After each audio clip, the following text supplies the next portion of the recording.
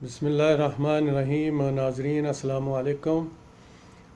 नाजरीन, आज दो अहम मौजू हैं जिस पे मैं बात करना चाहता हूँ। एक नंबर पर तो वो मंदिर इस्लामाबाद में जो मंदिर बनने जा रहा था उसके सिलसिले में है, और दूसरी जो है वो जज अरशद मलक जो केस वाली है उसके मौजू पर है, और उसके साथ साथ जो नून लीग के रसगुल्ले और मिठाइयाँ बांट रहे थे उसके सिलसिले में मैं तफसील से बात करूँगा। तो सबसे पहले तो मैं जनाब वज़ीर आज़म इमरान ख़ान साहब को इस चीज़ पे मुबारकबाद देता हूँ कि उन्होंने बहुत अच्छा फ़ैसला किया कि इस मंदिर वाले मामले को उन्होंने मजहबी अमूर की वजारत को भेज दिया। ठीक है, जिसका काम उसी को साजे। वो मजहबी अमूर जो है वो इंशाअल्लाह ताला उस पे जो भी फ़ैसला करेंगे वो इंशाअल्लाह वज़ीर आज़म साहब को भी काबिल कबूल होगा और बाकी दुनिया को भी। तो देखें, ये मसला अल्हम्दुलिल्लाह बड़े अच्छे तरीके से उन्होंने हल कर दिया। हमेशा लोग कहते हैं कि भाई ये जो इमरान ख़ान है ये यू टर्न बहुत लेता है, लेकिन मैं कहता हूँ कि अगर कोई यू टर्न अवाम की भलाई के लिए और मुल्क की बेहतरी के लिए लिया जाए तो वो 1000 दफ़ा भी यू टर्न लिया जाए तो मेरे नज़दीक वो बहुत ही बेहतरीन और खुशान चीज़ है। तो इससे हम अपनी ये इस वक्त की जो लीडरशिप है उसके बारे में हमेशा कहते हैं कि अल्हम्दुलिल्लाह ये एक वसी तर मुल्क के मफाद में काम करने वाली जो है वो हुकूमत है। इसलिए इमरान ख़ान की नीयत पर कतन शक न किया जाए। कुछ चीज़ें हैं जो अभी तक कंट्रोल नहीं हो रही, लेकिन इंशाअल्लाह ताला हमें बड़ी उम्मीद है कि वो इन चीज़ों पर भी कंट्रोल कर लेंगे। और इनमें जो सबसे ज़्यादा है वो गवर्नेंस का मसला है, ज़ख़ीरा अंदोज़ी का मसला है, ताजरों का मसला है। लेकिन मुसीबत ये है कि जिस तरफ वो हाथ डालते हैं उसी तरफ से कोई ना कोई माफिया निकल आता है। तो इसलिए हर चीज़ जो है वो क्या कहते हैं कि फूंक फूंक कर कदम उठाने पड़ते हैं, और वो हुकूमत उठा रही है और उनकी जो हिकमत अमली है वो ठीक है। इसके अलावा आते हैं जज अरशद मलक के केस की तरफ। तो देखें, जब से ये टर्मिनेशन हुई है, उसकी डिसमिस हुआ वो जॉब से, ये तो खैर बहुत ज़रूरी था उस शख्स का डिसमिस होना। सिर्फ डिसमिस होना ही काफ़ी नहीं है। मैं इस वक्त अपने चैनल की वसातत से और ओवरसीज़ पाकिस्तानियों की तरफ से अपनी जो इस वक्त की सबसे बड़ी 4 ताकतें हैं पाकिस्तान के अंदर अल्लाह के बाद, उसमें प्राइम मिनिस्टर हैं, chief of the army staff हैं, chief justice of supreme court हैं, और जो बाकी इंतज़ामी हलकात हैं, जो बाकी एजेंसीज़ वगैरह हैं, उनके सरबराहान को मैं ये रिक्वेस्ट करता हूँ कि खुदा के लिए इस मुल्क को बचाया जाए, इस मुल्क को पाक किया जाए ऐसे सब नजस लोगों से जो इस किस्म के धंधे में मसरूफ़ हैं। और जो एक इंटरव्यू एक सुप्रीम कोर्ट के जज साहब का जो वायरल हो रहा है, और 2 दिन से वो बार बार बड़ा चिमगोइयाँ हो रही हैं, मेरे तो ख्याल में चाहिए कि उन जज साहब को भी बुलाया जाए और उन पे भी केस जो है ना वो दर्ज किया जाए। इसलिए कि क्या इन लोगों ने तमाशा बनाया हुआ है। जब ये जजेस जो थे, जब ये जॉब के अंदर थे, जब ये उसमें अपनी जुडिशरी में थे, तो इनको सांप सूंघ गया था कि ये सच बोल देते। ये क्या कौम के साथ मजाक करते हैं? जब रिटायर होते हैं तो फिर बातें करना शुरू कर देते हैं। तो इसलिए अब पता नहीं अब खोसा साहब का कौन सा इंटरव्यू आएगा, तो इसलिए कुछ नहीं कह सकते। तो मैं एक रिक्वेस्ट करना चाहता हूँ इन चारों सरबराहान से कि बराए मेहरबानी हर तरफ से सारे मामलात को छोड़कर जितने भी जजेस हैं बिला तफरीक, और ख़ुसूसन वो जजेस लाहौर हाई कोर्ट के और जो नीचे सेशन कोर्ट के थे या नैब के हैं, जो शरीफों के लिए ज़मानतें उनके घर भेजती रहीं, इन सब की स्क्रूटनी होना बहुत ज़रूरी है। हम बड़े अदब के साथ रिक्वेस्ट करते हैं कि लाहौर हाई कोर्ट और इस्लामाबाद हाई कोर्ट के जो जस्टिस थे जिन्होंने उस जैली मरीज़ के लिए कहा था कि इसके लिए 24 घंटे की ज़िंदगी की नवाज शरीफ की गारंटी दी जाए, इन सब जजेस का जो है ना वो स्क्रूटनी होना बहुत ज़रूरी है। हम चीफ़ जस्टिस ऑफ पाकिस्तान से रिक्वेस्ट करते हैं कि प्लीज़ आप एक साफ़ सुथरे किरदार के इंसान हैं और आपकी पूरे तिनोर में किसी किस्म का कोई दबा आपकी शख्सियत पे नहीं है। आप प्लीज़ हुकूमत के साथ खड़े हों और chief of the army staff जो हैं जनरल बाजवा साहब, उनसे भी रिक्वेस्ट करते हैं, अपने ISI के जो सरबराहान हैं उनसे भी रिक्वेस्ट करते हैं कि बराए मेहरबानी जजेस का मुहासबा किया जाए और इन सब की स्क्रूटनी की जाए। क्यों? ये कोई मत समझे कि मैं कोई तौहीन अदालत कर रहा हूँ। ये इसलिए की जाए कि किसी भी मुल्क का जो दारोमदार होता है, जो एक सबसे स्ट्रॉन्ग पिलर होता है किसी मुल्क का, वो होती है जुडिशरी। और अब जुडिशरी के जो वाक़यात सामने आ चुके हैं, मेरा ख्याल है कि अब मज़ीद इस वक्त को ज़ाया किए बगैर मैं सुप्रीम कोर्ट के चीफ जस्टिस जनाब गुलजार साहब से भी रिक्वेस्ट करता हूँ कि जितने बाकी जजेस हैं प्लीज़ सब की स्क्रूटनी जो है ना वो की जाए, इन सब की जायदादों का हिसाब किया जाए और इनको देखा जाए, इनके फ़ैसले देखे जाएं कि इन्होंने अपनी ज़िंदगी में कैसे कैसे फ़ैसले किए हैं।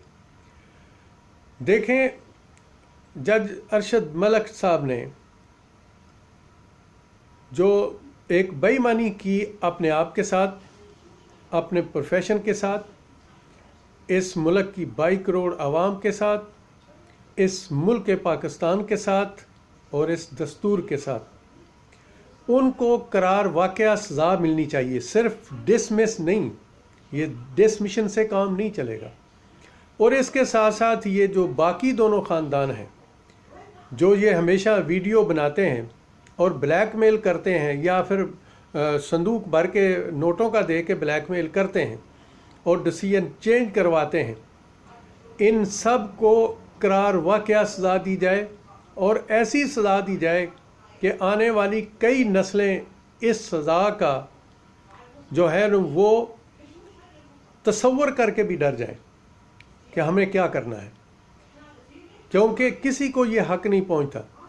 जज साहब नीयत के ख़राब थे और वो मुलज़मों के घर तक जाते रहे और बहुत सारे ऐसे जजेस अभी ड्यूटियों पर मौजूद हैं जो इन करप्ट माफिया के घरों में इनकी ज़मानतें भेजते हैं। इन सब जजेस का हिसाब जो है ना वो करना बहुत ज़रूरी है। हम ये चारों सरबराहान से रिक्वेस्ट करते हैं कि प्लीज़ आप लोग इस चीज़ के ख़िलाफ़ एक्शन लें, इससे पहले कि पूरी 22 करोड़ की आवाम जो है वो निकल के जजों के ख़िलाफ़ रोड पर आ जाए। ये बहुत बड़ा जुल्म है इस आवाम के साथ, इस मुल्क के साथ और इस हुकूमत के साथ भी। ये पहली हुकूमत आई है जिसने ये काम शुरू किया है। आज तक तो 72 सालों में किसी ने ये जुर्रत की नहीं थी, और जो जुर्रत कर रहे हैं उनके रास्ते में 20 रोड़े अटक रहे हैं। कभी कोर्ट आ जाती है, कभी दूसरे अदारे आ जाते हैं। अभी देखें ना, वो एक जगह से इस्लामाबाद हाई कोर्ट से शुगर माफिया को रिलीव नहीं मिला, वो सिंध चले गए और सिंध वाले आके सुप्रीम कोर्ट में आ गए। चलें, सुप्रीम कोर्ट में इंशाल्लाह हमें बड़ी पूरी उम्मीद है कि अल्लाह की मेहरबानी से यहाँ पर एक बेहतरीन इंसाफ होगा और जितने भी लोग इस किस्म की ब्लैकमेलिंग करें उन लोगों को, और ख़ासकर जब वो किसी आला ओहदे पर मौजूद हों, यानी हुकूमत में थे वो 30-35 साल से, उनको बड़ी करार वाक़या सज़ा मिलनी चाहिए। नैब के जो जजेस हैं उनकी स्क्रूटनी भी की जाए सबसे पहले, ये मेरी रिक्वेस्ट है। और बराए मेहरबानी इस काम को जितनी जल्दी मुमकिन है वो किया जाए। पटवारियों, गर्दौरों, तहसीलदारों और जजेस, इन सब की स्क्रूटनी इंतहाई ज़रूरी है। इंसाफ के यही तकाज़े हैं और वक्त का भी यही तकाज़ा है। और इसके अलावा जो हमारे मौलवी हजरात हैं उनको भी अल्लाह ताला हिदायत दे और वो भी इस चीज़ को समझें کہ وہ جب بھی بات کریں خاص کر اپنے جو جوڈیشل ڈپارٹمنٹ ہے ان کے بارے میں، تو احترام جو ہے اس کو ملحوظ خاطر ضرور رکھا جائے. جو افتخار الدین صاحب نے غلط الفاظ یوز کیے تھے اس کی ان کو یہ پنشمنٹ مل رہی ہے. ادروائز جو کچھ انہوں نے کہا تھا کرپشن کے بارے میں اس کی ہم بھی حمایت کرتے ہیں. اس کرپشن کو ہم ہر ویڈیو میں بیان کرتے ہیں، لیکن مسئلہ صرف اتنا ہے کہ احترام کو اپنے ہاتھ سے نہیں چھوڑنا چاہیے. تو اس لیے ہم بالکل احترام کے ساتھ اپنے چیف جسٹس صاحب اور یہ چاروں پاورفل جو ہمارے پلر ہیں پاکستان کے، ان سے ریکویسٹ کرتے ہیں کہ برائے مہربانی بلا امتیاز نیچے سے لے کر، یعنی مجسٹریٹ سول جج سے لے کر جتنے ہائی کورٹ تک کے جو ججز ہیں، اور خاص کر وہ ججز جو شریفوں کو ان کے گھروں میں ضمانتیں پہنچاتے رہے، ان سب کی سکروٹنی جو ہے نا وہ کی جائے، اور جو شخص اس میں ملوث پایا جائے اس کو قرار واقعہ سزا دی جائے. کیسے انصاف ہوگا؟ کیسے ملک چلے گا؟ کس طرح ہوگا؟ ہم کہاں جا رہے ہیں؟ سمجھ سے بالا تر ہے یہ سب کچھ. اگر ہم اپنے دینی مدارس کو دیکھتے ہیں تو دینی مدارس کے اندر جو ہے وہ دین پڑھانے کی بجائے وہاں پہ نفرت پڑھائی جاتی ہے. میں نے خود سروے کیے بہت سارے دینی مدارس کے، اور بہت سارے دینی مدارس کے طلباء سے گفتگو بھی ہوئی، مختلف طریقوں سے فیس ٹو فیس بھی ہوئی، فیس بک پر بھی ہوتی ہے، یوٹیوب میں بھی ہوتی ہے، علماء دین سے بھی ہوتی ہے. اتنے مشدد ہیں اور اتنے مشدد سبجیکٹ پڑھائے جاتے ہیں کہ وہاں سے لوگ دین اور اخلاق لے کر نکلنے کی بجائے ایک دوسرے کے خلاف انتہا کی نفرت لے کے نکلتے ہیں، اور اس طرح سے پھر دین کی جو غلط صورت ہے وہ دنیا کے سامنے بیان کی جاتی ہے. تو میری دعا ہے اپنے دینی علماء سے، سیاسی دینی علماء سے تو نہیں لیکن جو دینی علماء ہیں ان سے، کہ خدا کے لیے قرآن پاک کو صرف نمازوں اور فاتحہ خوانی کے لیے حفظ نہ کروایا جائے، قرآن کی تعلیم دینی مدارس میں ضروری بنائی جائے. قرآن کی تفسیر، قرآن پہ تدبر کرنا، یہ جو طلباء ہیں دینی مدارس کے ان کو ہر صورت دی جائے. یہ تعلیم نہیں ہوگی تو جس طرح سے آج تک وہاں سے بہت زیادہ متعصب قسم کے علماء دین اور طلباء ہیں، اور ان میں افسوس سے کہنا پڑتا ہے کہ بہت سارے تو ایسے ہیں جو بدتمیزی میں بہت آگے ہیں، بد اخلاقی میں بہت آگے ہیں، جبکہ ان کے پاس تو اللہ کا دین ہوتا ہے، ان کے پاس قرآن کی تعلیم ہوتی ہے. ان کو اخلاق کا اعلیٰ ہونا چاہیے اور ان کو جو ہے وہ دینی حساب طرف سے اپنی زندگی گزارنی چاہیے اور دوسروں کو اس کی تعلیم دینی چاہیے. تو میری حکومت سے یہ بھی ریکویسٹ ہے، وزیر مذہبی امور سے یہ ریکویسٹ ہے کہ جتنے یہ دینی مدارس ہیں ان کے لیے ایک سرکولر بنائیں اور ان کو کہیں کہ ان طلباء کی قرآن پر سب سے زیادہ توجہ دیں، اور اس کے علاوہ ان کے اخلاق جو ہیں اس پہ توجہ دی جائے. وہاں سے بدتمیزی لے کے نہ نکلیں، ایک دوسرے مسلک کے خلاف نفرت لے کے نہ نکلیں، ایک اچھا دینی جو سسٹم ہے اس کو سامنے لے کے آئیں. اللہ اس ملک کا حامی و ناصر ہو اور ہمیں اپنے دین اسلام کو صحیح طرح سمجھنے، سوچنے اور اپنے آپ کے اوپر لاگو کرنے کی اللہ تعالی ہمیں توفیق عطا فرمائے. دین کا جو عملی صورت ہے جو دین کی، وہ کافروں کے پاس ہے، کتابی ہمارے پاس ہے. میں بہت سارے ویڈیو میں کہہ چکا ہوں. اس لیے مہربانی کر کے واپس آئیں، اور یہ جو عملی صورت ہے دین کی وہ مسلمانوں کے ملکوں میں ہونی چاہیے، مسلمانوں کے محکموں میں ہونی چاہیے، اور ہر مسلمان کے لیے وہ عملی جو دینی صورت ہے اس کا ایک نمونہ ہونا بہت ضروری ہے.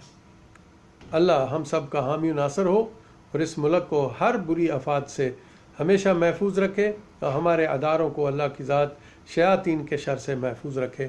آمین ثم آمین۔